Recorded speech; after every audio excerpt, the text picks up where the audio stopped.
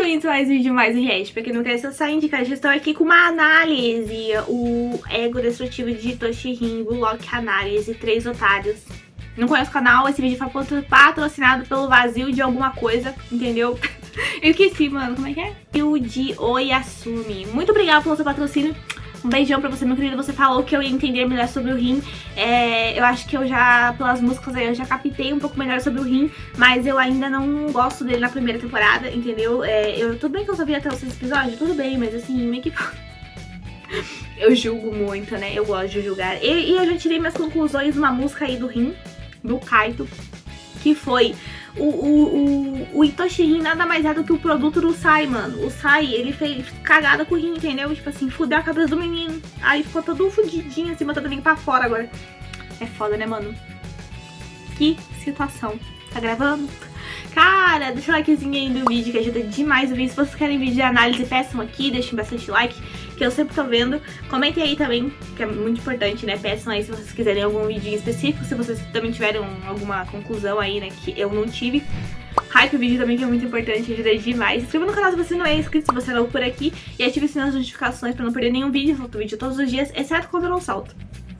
E vire membro, né, se você quiser ver os vídeos antecipadamente e apoiar o canal. Um beijão aí pra todos os membros, vocês ajudam demais o canal. Lembrando que na descrição tem os links dos meus outros canais, das minhas redes sociais e também do site do Tipa, pra vocês, se vocês quiserem patrocinar, lá tem todas as informações e valores. E bora ver como é que ficou esse vídeo aqui, mano. Em 3, 2, 1.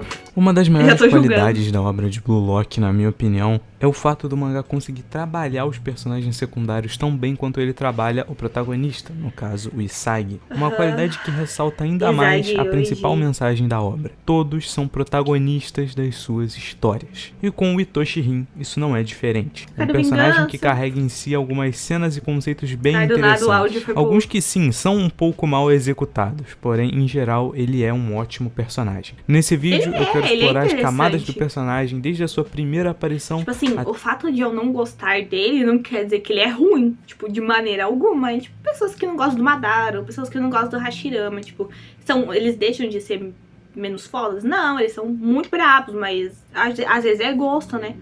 Até o atual momento. Tipo, o Nagi, eu não gosto do Nagi, mano, acho muito antipático, sem carisma, blá blá blá blá blá. Falando pontos positivos e negativos que eu acho que existem na escrita desse personagem e como ele atingiu um desenvolvimento muito maior nos últimos arcos e que pouca gente conseguiu reconhecer isso da maneira correta. Lembrando que na data que eu tô gravando esse vídeo, o último capítulo lançado é o 296.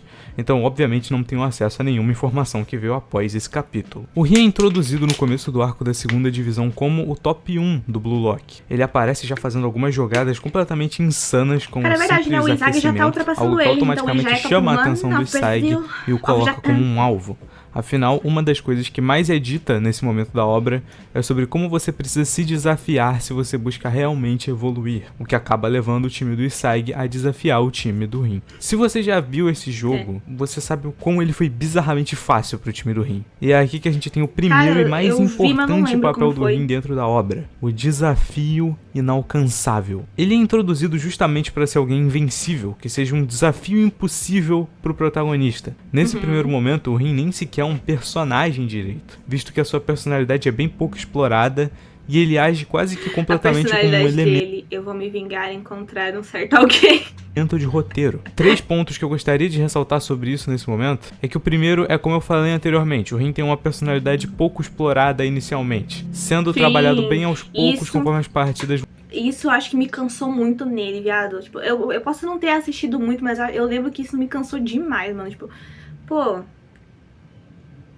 Eles não terem trabalhado fez com que eu pegasse um certo, sei lá, do Rin, sabe? Se tivessem trabalhado um pouquinho melhor no início, sabe? Sei lá, eu acho que talvez eu não tivesse tanto receio dele. Passando. Isso é refletido diretamente na falta de uma aura manifestada na primeira partida em que ele aparece. Em Blulock a gente tem auras, manifestações metafóricas que representam o ego de um personagem. E o Rin não tem isso na primeira aparição dele dentro da obra. Porém, eu também quero ressaltar que essa lentidão em trabalhar o personagem é sim um grande problema que ele carrega. Como ele demora para ser trabalhado, se apegar a ele como personagem acaba se tornando uma tarefa difícil. Por isso, muitas pessoas odeiam o Rin até hoje, só pelo que ele era inicialmente.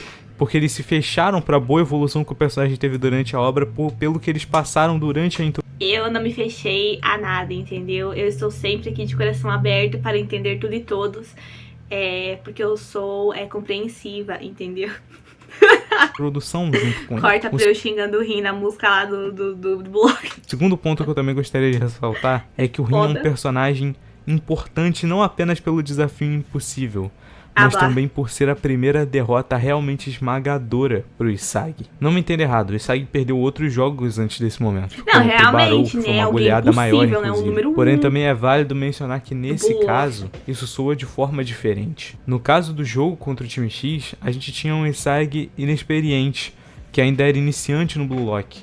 Agora, contra o Rin, o Isagi já adquiriu mais habilidade e cresceu minimamente como jogador. Só que ele foi tentar voar alto demais e acabou tentando enfrentar alguém cuja ele nem se comparava e acabou pagando o preço por sua tentativa falha. E por fim, eu quero citar um outro fato de que o Rin também tem um outro ponto importante, que é que a aparição do Rin começa a introduzir o personagem do Sai aos poucos. Quando ele aparece, ele já fala que o objetivo dele é esmagar Itoshi Sai, algo que já fica mais evidente nos próximos arcos e que é assim muito importante pro personagem dele. O Rin segue a segunda divisão inteira sendo esse personagem que segue esse arquétipo de invencível, até que a gente chega na terceira seleção. No arco da terceira seleção é onde a gente tem menos construção pro Rin, já que é aí que a gente vem com o top 6 do Blue Lock. E se anteriormente o Rin tinha esse papel de desafio impossível, isso acaba sendo estendido para todo o top 6. Eu fui mais a fundo nesse assunto no meu vídeo do Nagi. Ele é um pouco antigo, mas ainda vale muito a pena ver, ainda mais no momento atual que a gente tá no mangá. O arco da terceira seleção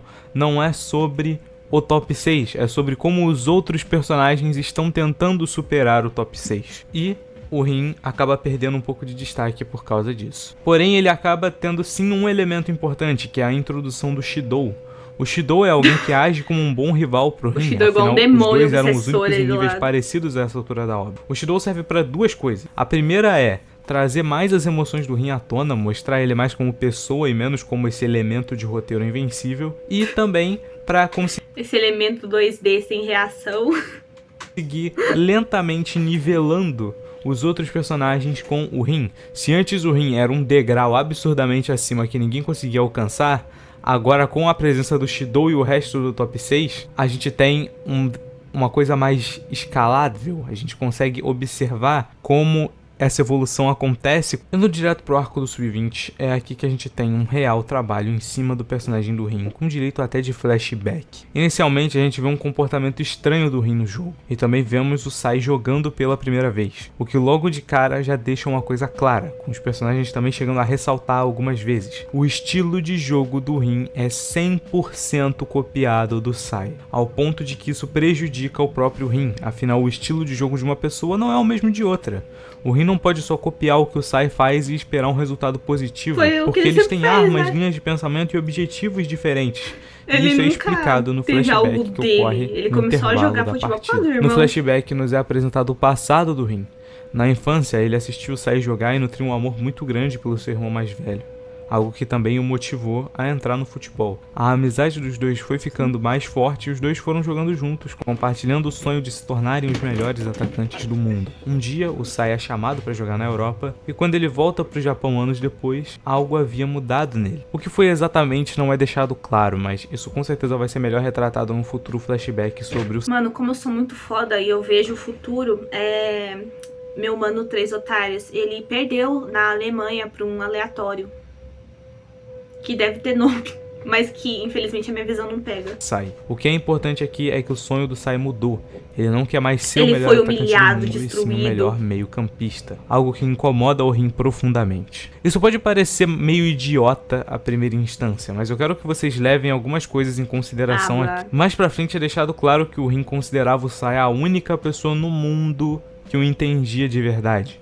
Ele dedicou a vida para seguir o sonho que eles compartilhavam e de uma hora para outra tudo foi descartado diante dos olhos dele. Eu vejo muitas pessoas dizendo que o Rin poderia só ter aceitado o novo sonho do Sai, mas a forma como tudo aconteceu para ele foi tão repentina que por mais que eu não concorde com o que ele fez, eu entendo por que ele agiu dessa maneira. Enfim, após esse momento o conflito entre os dois escala até o Sai desafiar o Rin em um duelo de um gol, e quem ganhar decide se o sonho vai continuar. O Sai acaba vencendo e termina falando que o Rin é alguém vergonhoso e que ele não quer mais ele na vida dele, fazendo com que o Rin jure vingança e fale que vai aniquilar o sonho do seu irmão mais velho. Eu vou encontrar certo alguém. Assim a gente tem a explicação de como começou a rixa entre os dois irmãos. Como eu falei, pode parecer algo idiota à primeira instância, mas quando você vai mais a fundo dentro do que estava acontecendo na mente do Rin, você compreende porque ele agiu dessa maneira. Muitas coisas estavam acontecendo na mente do Rin, ainda mais que eles eram meio pequenos assim ainda, né? E por mais que não pareça, as coisas mais bobas, né, são as que a gente acha que são bobas, né, podem ser as que mais afetam alguém. Tipo, pô, falei alguma besteira ali, mas foi algo bobo, foi uma piada. Você não sabe o que aconteceu, né? Tipo, pra você tá tudo bem, mas e pra outra pessoa, sabe? E por que ele se sentiu tão abalado? No caso do Sai, ele não liga mesmo. Um outro ponto que eu quero ressaltar é que o anime fez uma excelente adição a esse flashback. Por incrível que pareça, o anime da segunda temporada de Blue Lock tem sim alguns pontos positivos, e um deles é a adição desse flashback. Em um momento específico no flashback, no anime, a gente vê uma figura semelhante a um dinossauro sendo quebrada, um brinquedo. Isso é um reflexo do que vai acontecer futuramente no segundo flashback do Rin. No mangá, obviamente, não tem isso, mas no anime eles já deram esse foreshadow do que simboliza esse dinossauro pro Rin, que é uma representação do ego dele. Nessa cena, o que tá acontecendo é o ego dele sendo quebrado pela destruição da promessa com o Sai. Mas a gente vai chegar melhor nesse detalhe, nesse elemento mais pra frente. De volta ao jogo, nós somos novamente apresentados a essa solidão do Rin. Faz sentido, né?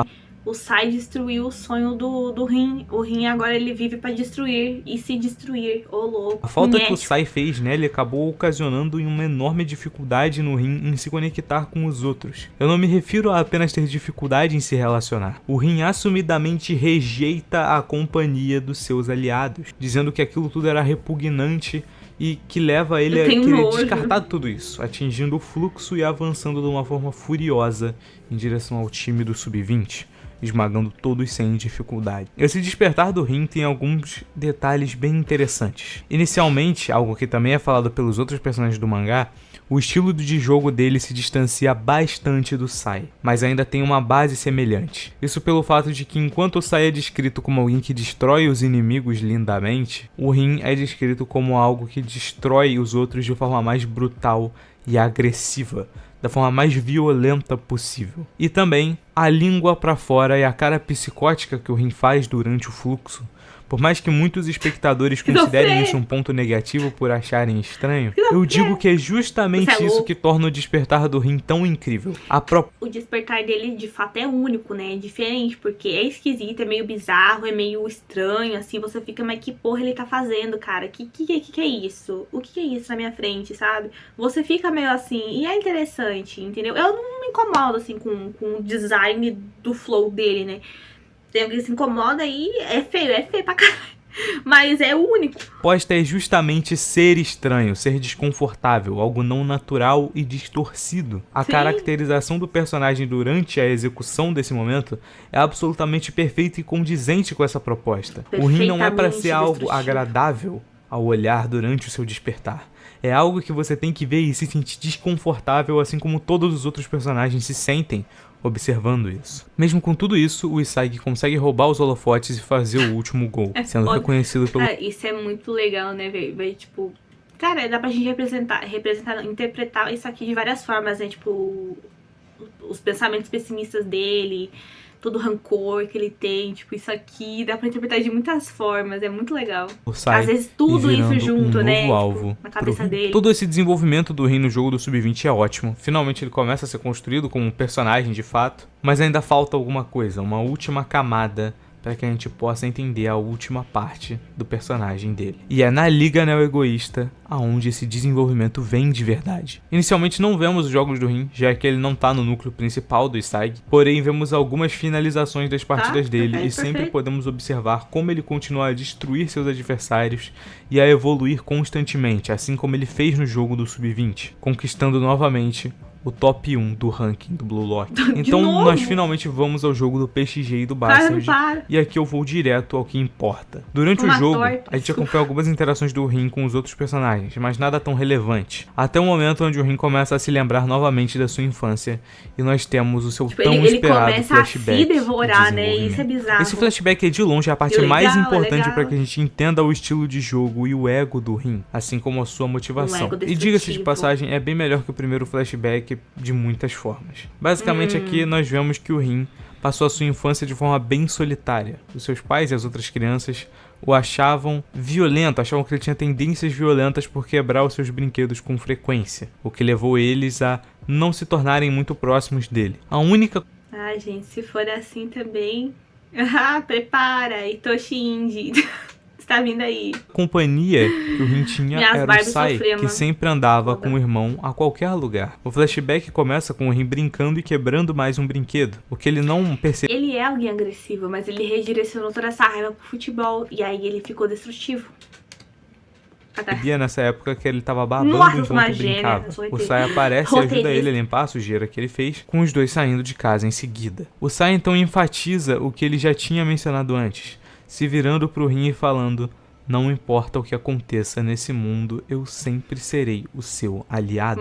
Essa frase era o que acorrentou o Rin durante toda a sua vida. Mesmo que a relação dos dois não fosse mais a mesma, esse sentimento antigo continua a perdurar na mente dele. De volta ao flashback, nós somos apresentados a um elemento importantíssimo pro personagem. Lembrem-se do que eu tinha mencionado no flashback do Sub-20? Aparece aqui um brinquedo de um monstro semelhante a um Godzilla, um enorme dinossauro, que é o vilão de uma série infantil que o Rin gostava de assistir. E ele assistia aquilo vibrado. Durante esse capítulo nós vemos na prática os comportamentos incomuns do Rin na infância. Ele gostava de atacar pássaros, quebrava brinquedos, tinha um fascínio em assistir predadores caçando em documentários. O Sai pergunta pro Rin o que ele estava sempre assistindo aquele programa. Algo que o Rin responde falando simplesmente que gostava do monstro, que o vilão era o seu personagem favorito. Isso porque o comportamento daquele ser o deixava fascinado. O Rin então explica o seguinte: aquele monstro sabe que pode perder para o herói, mas mesmo assim continua a avançar, mesmo que ele tenha que colocar a sua vida em risco,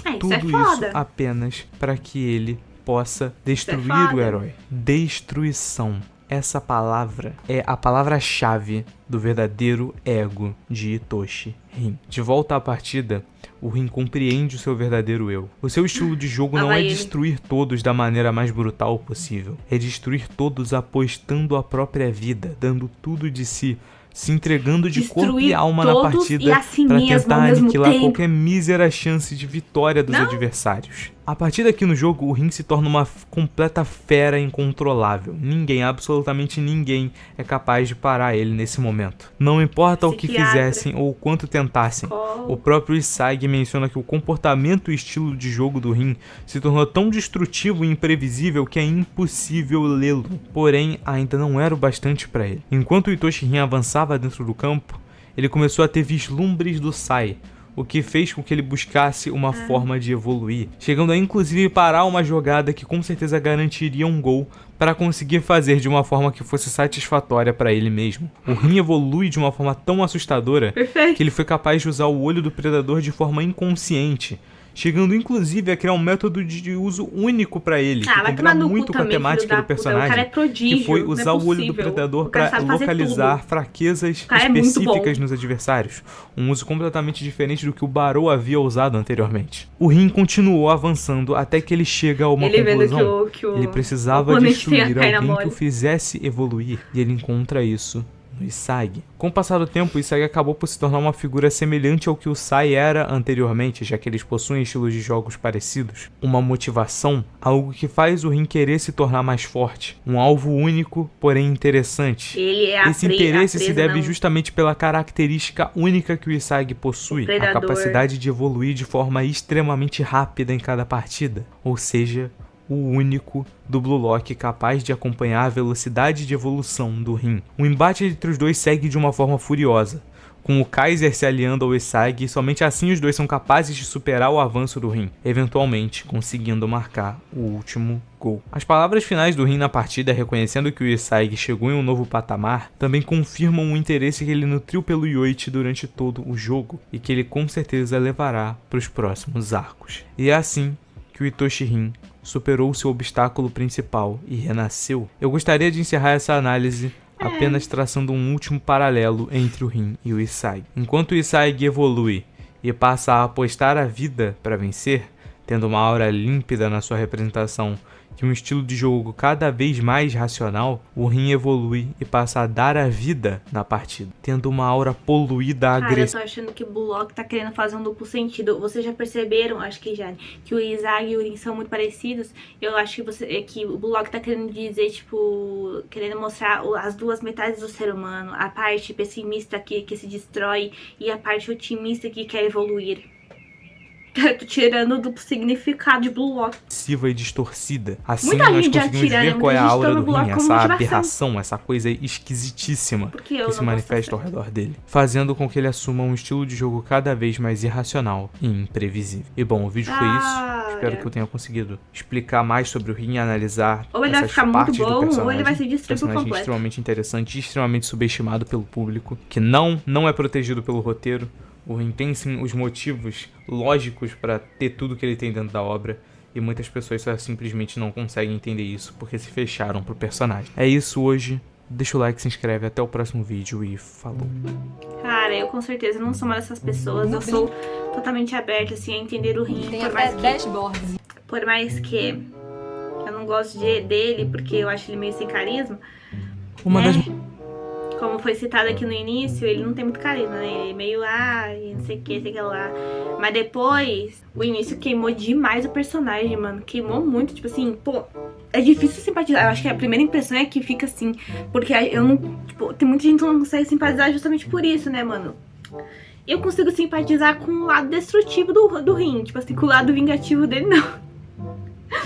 Eu consigo simpatizar com ele querendo destruir a tudo e todos, assim mesmo, e não sei o que, sei que lá, isso eu consigo entender. Obviamente funciona de uma maneira única, né, podemos ver. Cara, mas eu consigo entender essa parte dele, tipo, eu acho isso foda. Foi o que eu comecei a achar foda no Rin, né, nas últimas músicas, nos últimos especiais que teve de Bullock.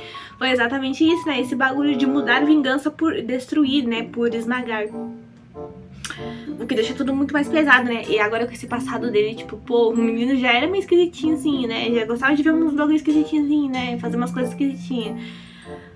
Faz sentido, entendeu? Eu não odeio o Rin. Eu odeio muito mais a forma como introduziram ele na primeira temporada. Porque, cara, é muito... queima demais ele. Queima demais. E eu tô gostando muito dessa parte destrutiva dele agora. E eu vejo como... uma introdução pode foder de tudo, sabe? Tipo, pô, mano, era só ter feito uma introdução meio diferente, sei lá, viado. Não sei. Deixem nos comentários as suas opiniões sobre isso e até o próximo react.